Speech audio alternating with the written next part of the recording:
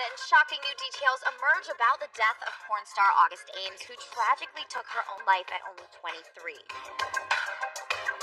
Hey guys, it's Allie with your most necessary story of the day, and as you likely know by now, two-time AVN award winner August Ames is dead at the tender age of 23. The Ventura County Medical Examiner spokesperson tells us that August, whose real name was Mercedes Grabowski, died due to hanging, according to her autopsy.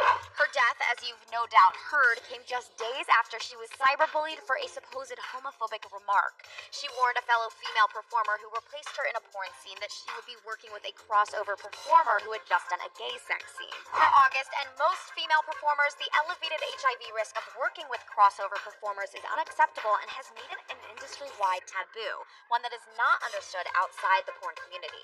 Regardless, Ames was pilloried online for her comments, but defended her choice to decide who she gets to perform with and expressed her love for the gay community. For her, this was about health and safety, not politics. The cyberbullying that followed her comments was intense. August is survived by her brother James, who wrote online, "I want my sister's death to be recognized as a serious issue. Bullying is not okay. It cost me my baby sister's life."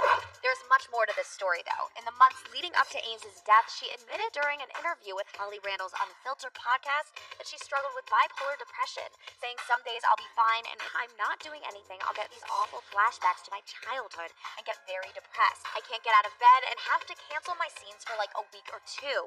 She added, "It was just awful. It's still recent where I have to keep myself occupied or I start thinking about all this shit and then fall into a depression. I try to do therapy. I hate that word. I hate therapy." The childhood August is referring to was one of horrors. She claimed she was molested by her paternal grandfather, and when she told her own father about the assault, he didn't believe her, and she was made an outcast in her own family. "I have an awful relationship with my dad," Ames said. "I had to suffer from being molested by my grandfather. When I finally told my dad, he didn't believe me. All my life I grew up a liar by my dad and his side of the family." Ames also recounts a childhood story where the father of a child she was babysitting offered her cocaine if she would strip naked. A portrait is sort of emerging of a beautiful young girl who was preyed on by adult men to the point where she suffered lifelong trauma. This is all extremely sad, and you can click over here to subscribe because we may follow with updates when full details from her autopsy emerge.